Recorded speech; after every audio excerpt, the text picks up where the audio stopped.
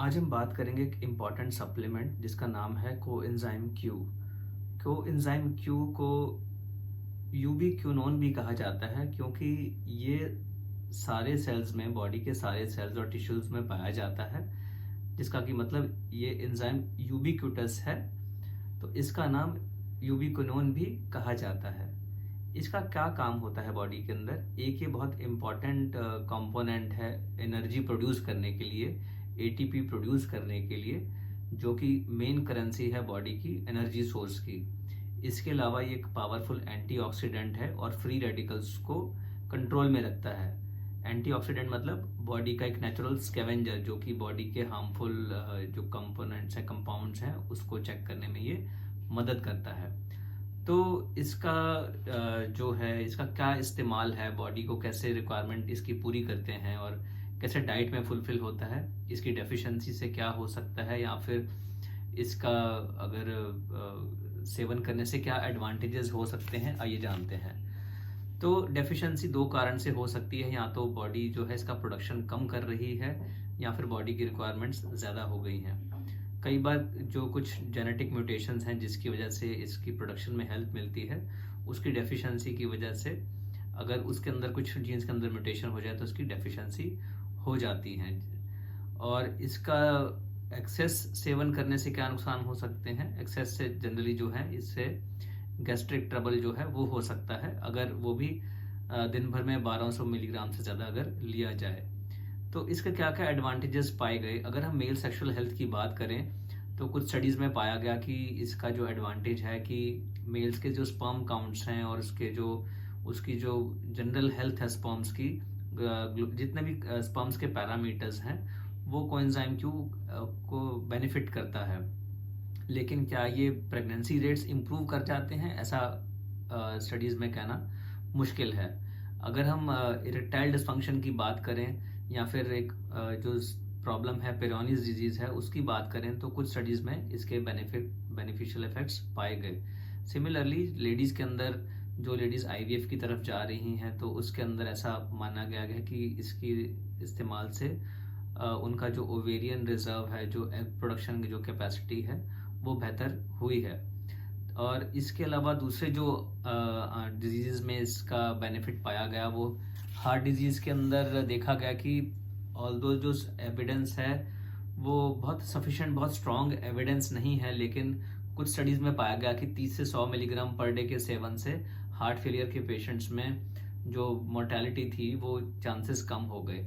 Migraine के अंदर जो कैनेडियन हेडेक सोसाइटी है, उसके अंदर जो रिकमेंडेशंस जो बहुत वीक हैं, बहुत स्ट्रॉन्ग एविडेंस नहीं है कि अगर 300 मिलीग्राम कोएंजाइम क्यू का सेवन रोज किया जाए तो उससे जो है माइग्रेन्स में हेल्प मिलती है प्रोफिलैक्सिस के अंदर।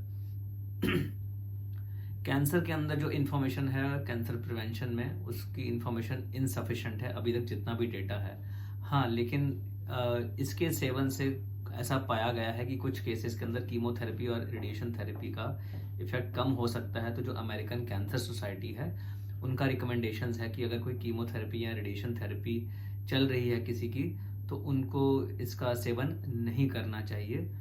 फिर होता है कि स्टैटिन्स इंड्यूस्ड मायोपैथी। जो जितने भी स्टैटिन्स हैं, कोलेस्ट्रॉल लोअरिंग ड्रग्स हैं, उसके अंदर कुछ के अंदर जो है मायोपैथी, मसल्स के ऊपर इफेक्ट, हार्मफुल इफेक्ट्स पाए गए हैं। तो कुछ स्टडीज ऐसी थी जिसके अंदर पाया गया कि इसके अंदर जो है कोएंजाइम क्यू अगर साथ में दें तो उसका हार्मफुल इफेक्ट्स कम हो सकते हैं, लेकिन इसका लॉन्ग टर्म डेटा मिसिंग है। कुछ स्टडीज डेंटल बेनिफिट्स में आई गई थी, लेकिन वो लॉन्ग टर्म स्टडीज के अंदर कोई ऐसा कुछ फ़ायदा नहीं पाया गया।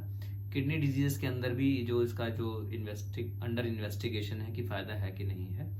स्किन कंडीशंस जो हैं स्पेशली, ऐसा माना गया है कि इसका जो लोकल एप्लीकेशन है, अगर वो दूसरे एंटीऑक्सीडेंट्स के साथ, टॉपिकल एंटीऑक्सीडेंट्स हैं, उसके साथ ये उसका जो है दोनों का मिलजुल के इफेक्ट जो है बेटर रहता है। और ऐसा माना गया है कि स्किन एजिंग रिवर्सल जो है वो उसके अंदर इसका फ़ायदा माना गया है, क्योंकि इसकी वजह से ऑक्सीडेशन, जो स्ट्रेस होता है और स्किन डैमेज है, वो कम हो जाता है। जो जो सनस्क्रीन्स हैं उसका एसपीएफ इम्प्रूव हो जाता है इसके साथ इस्तेमाल से, और जो हार्मफुल रेडिएशंस हैं उससे ये प्रोटेक्ट कर सकता है स्किन को। फिर कहाँ पे इसका इस्तेमाल नहीं करना चाहिए, जैसा कि पहले बताया मैंने कि जिन लोगों को कीमोथेरेपी या रेडिएशन थेरेपी चल रही है उसके अंदर इसका इस्तेमाल नहीं करना चाहिए।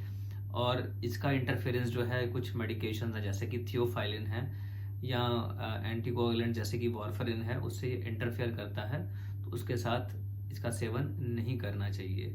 डाइट के अंदर, नेचुरल डाइट में मेनली ये वेजिटेबल ऑयल्स में पाया जाता है, उसके अंदर स्पेशली जो सोयाबीन ऑयल है, ऑलिव ऑयल है या कैनोला ऑयल है, उसके अंदर इसका मात्रा सबसे ज़्यादा है। इसके अलावा मीट और फिश जो है उसके अंदर भी इसकी मात्रा पाई जाती है। वेजिटेबल्स की बात करें तो पार्सले है या फिर ब्रोकली है, ग्रेप्स हैं, कॉलीफ्लावर हैं और एवोकाडोज हैं, उसके अंदर इसकी कुछ हद तक माइल्ड टू मॉडरेट क्वांटिटी कह सकते हैं कि प्रेजेंट है।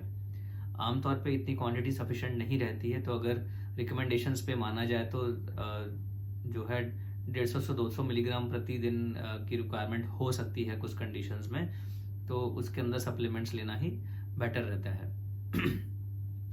तो दोस्तों इसका जो अगर हम ओवरऑल बात करें तो एक ये पावरफुल एंटीऑक्सीडेंट हैं, कुछ स्टडीज़ में इसके बेनिफिशियल रोल्स पाए गए हैं। तो इसका जो है अगर हम 150 से 200 मिलीग्राम पर डे का सेवन करें तो कुछ कंडीशंस के अंदर इसका बेनिफिट पाया जा सकता है। लेकिन सबसे ज़रूरी जो है कि हेल्दी बैलेंस डाइट अगर खाएं और नॉर्मल हेल्दी लाइफस्टाइल इस्तेमाल करें, अगर स्मोकिंग अल्कोहल का सेवन ना करें, तो ओवरऑल वो चीज़ें ज़्यादा बेनिफिशियल हैं as compare to any supplements. लेकिन अगर आपको कोई भी ऐसी फिजिकल कंडीशंस हैं तो अंडर सुपरविजन आप ये सप्लीमेंट इस्तेमाल कर सकते हैं। दोस्तों मैं doctor Aman Gupta, urologist, andrologist and transplant surgeon, Fortis hospital, Basant Kunj, Delhi में।